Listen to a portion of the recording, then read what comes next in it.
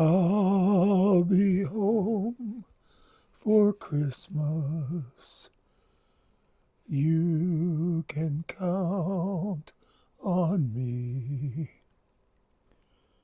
Please have snow and mistletoe and presents on the tree. So, I think the year was around 1985 or so. I don't know, I'm not good at remembering when people's ages and things. But it was Christmas Eve and decided to drive up to see my sister Barb uh, unannounced. I used to do stuff like that back then. Never occurred to me that people might think it was a little presumptuous to just show up at their house unannounced. But anyway, so, because Barb, the year, like the year before in that, she'd come down for Christmas, and that year she said they couldn't come down. So I said to my mother, let's go up. And we packed up the car and headed up. It was about a 6 hour drive. And the back of my Jeep was loaded with presents because at the time, Andy was like 3 or 4. And you know, it's ridiculously easy to buy presents for a little boy. Like I just went to I think it was like KB Toys and got everything that was on discount. But anyway, so we drove up. It was kind of a last minute thing, so it was at nighttime. And one thing I remember is how empty the roads were. You know, it was like a very quiet drive. One did have one incident along the way. We're on Interstate 80 and had been driving for far enough that, you know, I was in auto mode where you just aren't really paying a lot of attention. And especially, you know, when you're on a mostly empty interstate, it's easy to do. And, you know, as you're driving a lot of times like that, and there's certain things you do automatically. Like when a car is coming from the other direction and you dim your headlights. And that happened. We're driving along, there's a car coming from the other direction, and I dimmed my headlights. Then it occurred to me I am on Interstate 80, a divided 4-lane highway. There should not be a car coming at me from the other direction. In other words, he was traveling west in the eastbound lane. And I flipped my lights at him a couple of times. And, you know, he passed me on the left. I don't know if he ever noticed that he was doing something wrong. And this was, of course, before the days of everybody carrying a cell phone. I did, first chance I got off at an exit that had someplace that would have a payphone. And I called state police and told them where I had seen the guy and that, because I thought if he continued on, he's liable to kill somebody.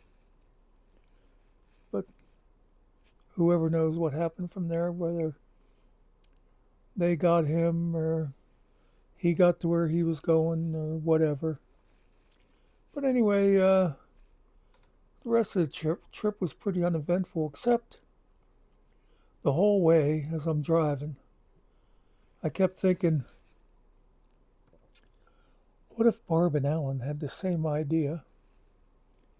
And as I'm driving up, they're driving down, and we just pass each other somewhere on Interstate 80 or 81. Anyway, so we get up to their place, and I think it was only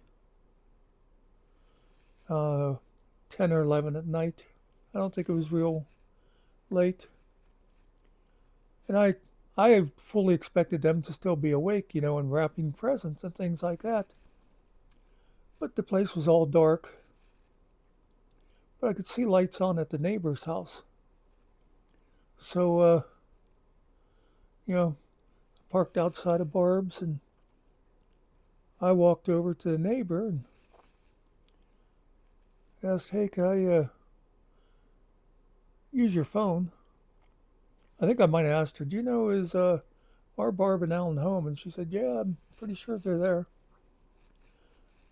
But anyway, so I used her phone and I called Barb,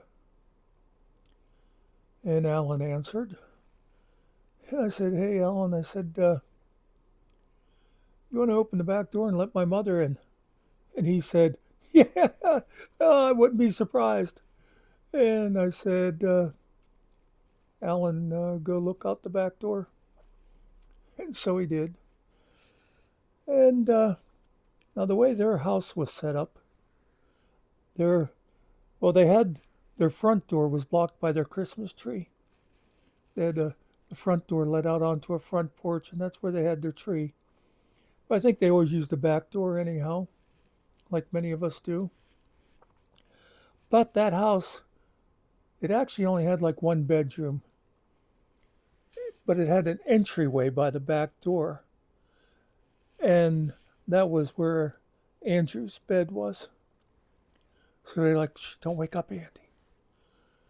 And I don't know how many trips we made because, like I said, the back of my Jeep was just loaded with presents. We walking past his bed, and went in the living room, and we're talking like this, And, um, I always I always wonder now. I think Barb was glad to see us, and Alan seemed okay, but I don't know if Alan watches any of these. But I'd be interested to know what you actually did think if you see this. Anyway, we talked for a while, and I'm pretty sure it was Barb that said, "Should we wake up Andrew?" And I said, "If you want." And so I went in, and I like shook his shoulder a little bit. I went, "Andrew, Andrew, hey, Andrew." And he like opened his eyes sleepily, and he looks at me and he goes, "Uncle Dan?" He goes, "Are you Santa Claus?" So anyway, I got him out of bed and went in the living room, and I think, and of course now he comes in, and there's this huge pile of gifts out there, and I think we let him open like one present, but he was like too groggy to really um appreciate what was going on. So we sent him back to bed after a bit, and I think we probably all went to sleep. I don't even know where we slept. I imagine I'm just guessing this, but like I said, they only had one bedroom, so I bet I probably slept on the couch, and my mother slept in a chair because my mother was a good chair sleeper. But anyway, so then the next day we had Christmas and all that. And had a good time, and Andy opened all his presents, and I don't know. I don't know when we drove home. Whether I doubt if we came home on Christmas Day. Might have been like the next day. Um, and that was that trip. It It was a great memory.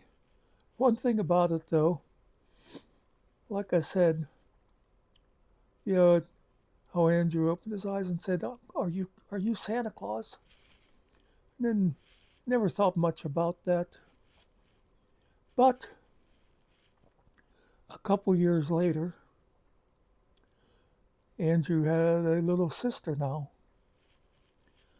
and it was coming up on Christmas time,